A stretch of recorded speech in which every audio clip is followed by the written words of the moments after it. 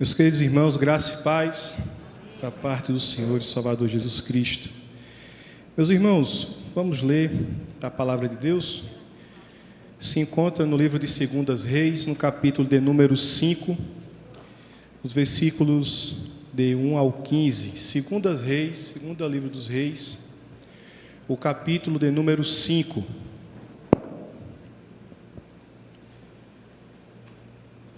Dos versos 1 ao 15. Irei ler na versão ARA. Quem achou, diga amém. Eu lhe espero. 2 Reis, capítulo 5, versículo do 1 ao 15, que diz assim a palavra de Deus. Naamã, comandante do exército do rei da Síria, era grande homem diante do seu senhor e de muito conceito, porque por ele o Senhor dera vitória à Síria. Era ele herói de guerra, porém leproso. Saíram tropas da Síria e da terra de Israel, levaram cativo uma menina que ficou ao serviço da mulher de Naamã.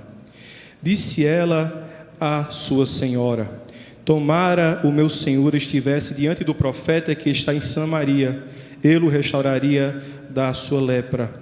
Então foi Naamã e disse ao Senhor: assim falou a jovem que é da terra de Israel.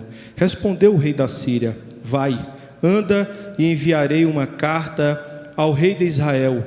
Ele partiu e levou consigo 10 talentos de prata, 6.000 ciclos de ouro e 10 vestes festivais. Levou também ao rei de Israel a carta que dizia: logo, em chegando a ti esta carta, saberás que eu te enviei Naamã, meu servo, para que o cures da sua lepra. Tendo lido o rei de Israel a carta, rasgou as suas vestes e disse: acaso sou Deus com poder de tirar a vida ou dá-la, para que este envie a mim um homem para eu curá-lo de sua lepra? Notai, pois, e vede, que procura um pretexto para romper comigo. Ouvindo, porém, Eliseu, o homem de Deus, que o rei de Israel rasgara as suas vestes, mandou dizer ao rei: por que rasgastes as tuas vestes? Deixai-o vir a mim, e saberá que há profeta em Israel.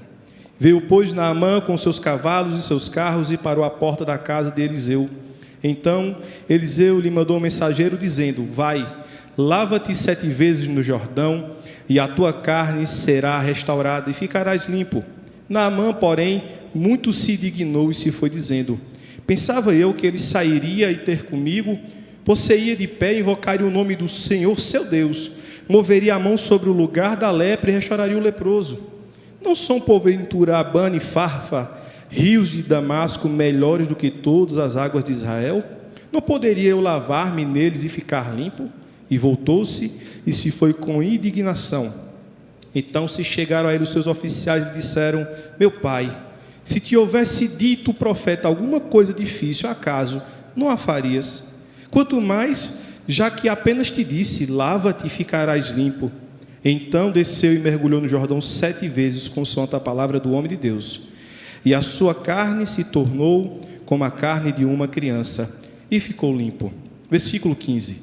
Voltou ao homem de Deus, ele e toda a sua comitiva. Veio, pôs-se diante dele e disse: eis que agora reconheço que em toda a terra não há Deus, senão em Israel. Agora, pois, te peço, aceite um presente do teu servo. Oremos. Senhor Deus, nesse momento a qual estamos a refletir sobre a tua palavra, Senhor, fala conosco. Te rogo a tua graça, pois sou pecador e falho. Te rogo a tua misericórdia, Senhor. Me usa com poder e graça, pois sou teu servo. Fala comigo, Senhor, também nesta noite. É que eu te peço graça e unção, no nome de Jesus. Meus queridos, você já foi humilhado em algum momento da sua vida? Você já humilhou alguém em algum momento da sua vida? Seja alguém próximo de você ou alguém estranho a princípio. Sempre existiu várias pessoas na sociedade, homens e mulheres, com funções importantes na sociedade, seja ela na esfera governamental, política ou no setor privado, que sempre usou os seus status, as suas funções, seus cargos, para menosprezar outros, com o intuito meramente de subjugá-las e se tornar superior.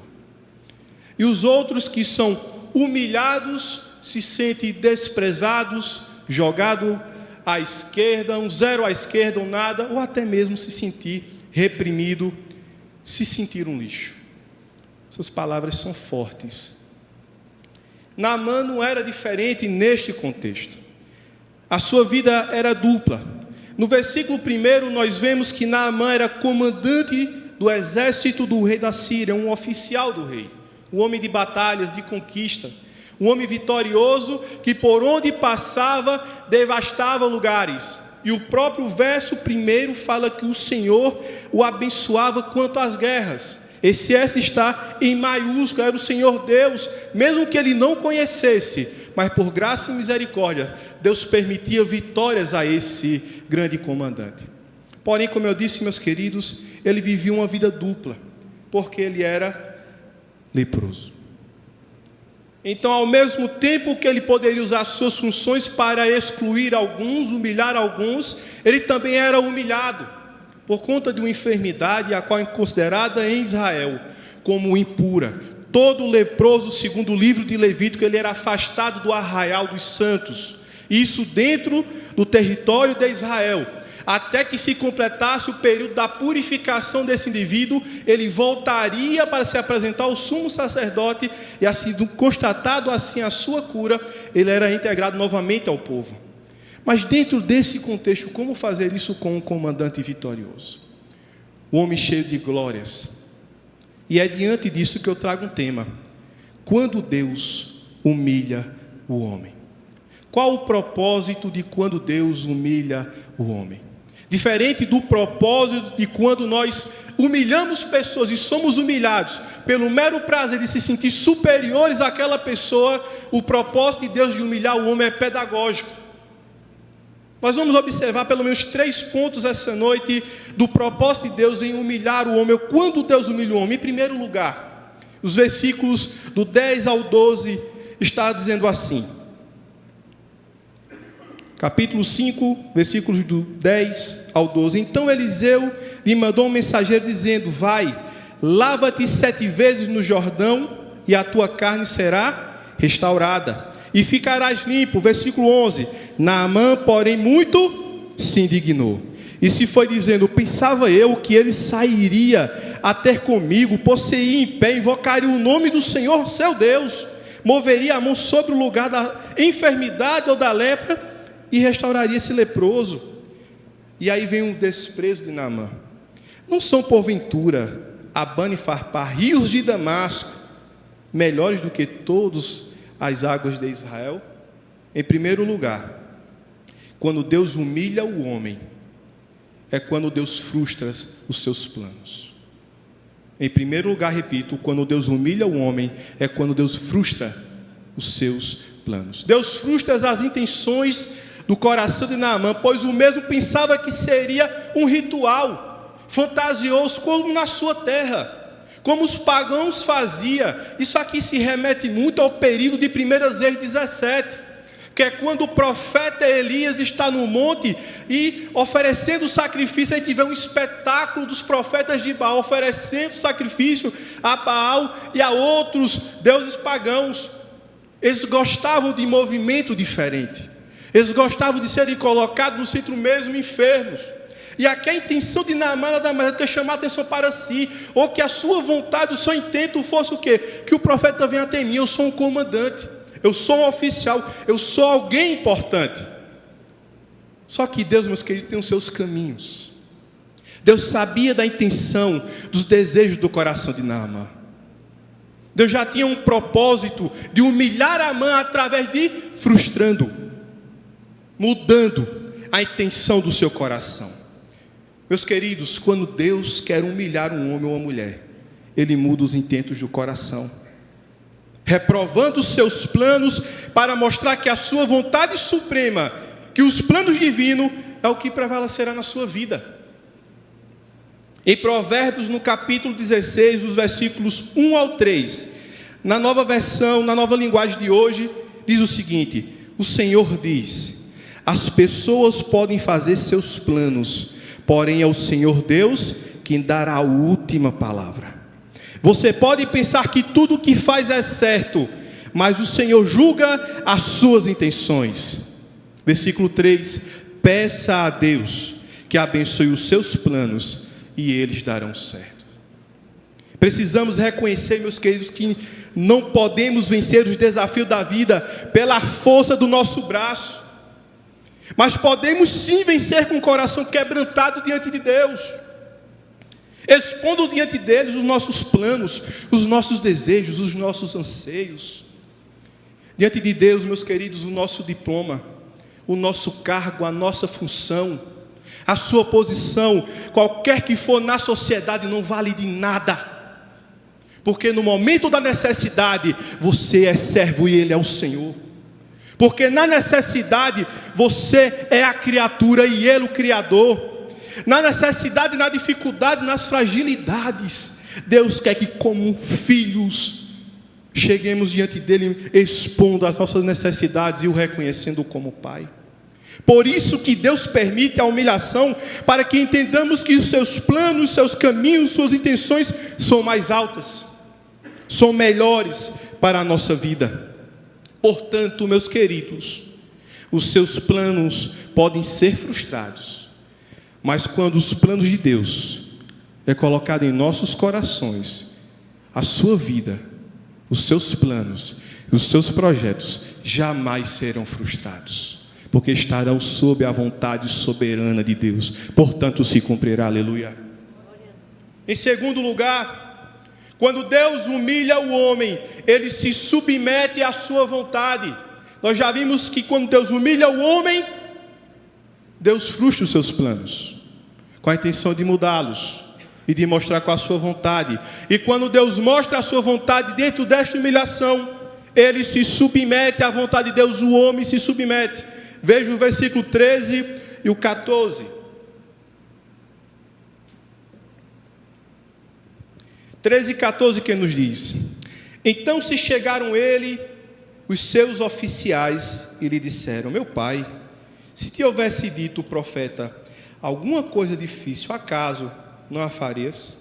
Quanto mais já a que apenas te disse: levanta-te e ficarás limpo.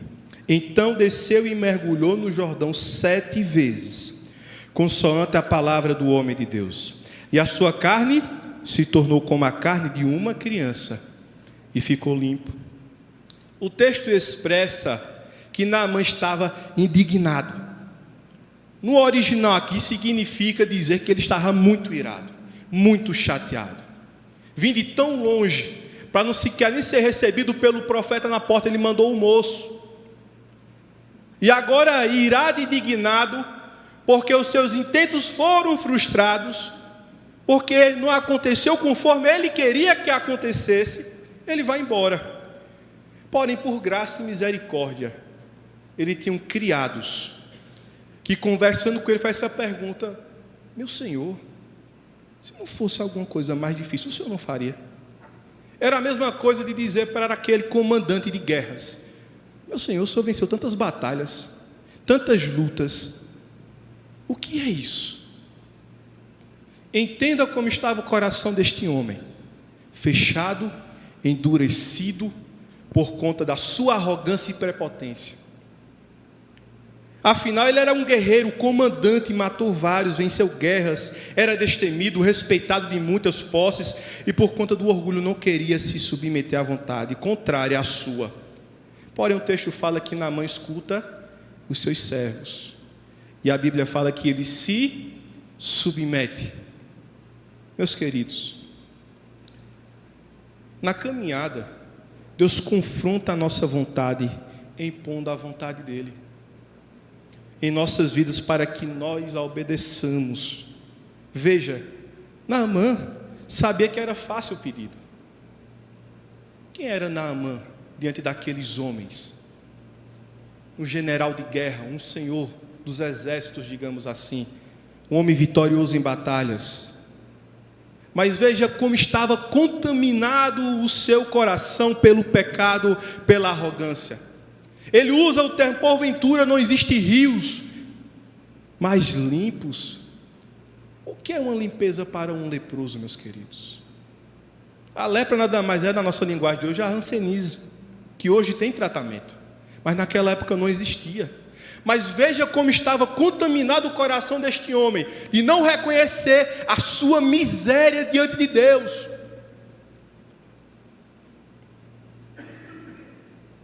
Se Deus está nos humilhando, é porque a cura que precisamos não é apenas no nosso exterior, meus queridos, mas é para remover a amargura, a tristeza, a ira, o sentimento de humilhação, a frustração de não ser correspondido diante das expectativas da vida.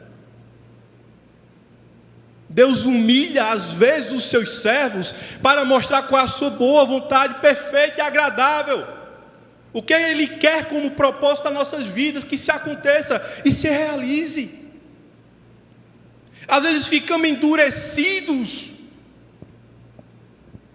Deus quer dar vida nova a você, meu irmão. Deus quer lhe tirar do comodismo espiritual, porque vemos aos cultos de terça-feira, nos cultos de domingo, é o suficiente. E a nossa vida em casa é parada, é morta. Não, meus queridos. Que possamos mergulhar cada vez mais nas Escrituras, numa vida de oração, numa vida de renúncia, numa vida que de fato faça sentido. Fomos chamados, como dizia Spurgeon, não para ser caramelo, meus queridos, mas sim para ser sal, para ser luz. Deus quer nos dar vida em abundância, de amor ao Senhor e ao próximo, fé, paz, todos os frutos do Espírito. Uma vida com Deus requer renúncia e submissão à sua vontade. Isso é o que determina esse segundo ponto. E, por último, em terceiro e último lugar, nós já vimos que primeiro, Deus humilha o homem, frustrando seus planos. Deus humilha o homem para que ele se submeta à sua vontade.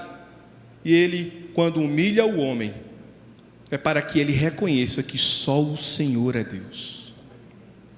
Versículo 15, Voltou ao homem de Deus, ele e toda a sua comitiva. Veio, pôs-se diante dele e disse: Eis que agora reconheço que em toda a terra não há Deus senão em Israel. Agora, pois, te peço, aceites um presente do teu servo. Você entendeu qual foi o propósito de Deus na vida de Amã? Não era apenas restaurar ele externamente, fisicamente. Ao homem foi condicionado para que ele morresse e morresse uma única vez. E assim seguisse o juízo.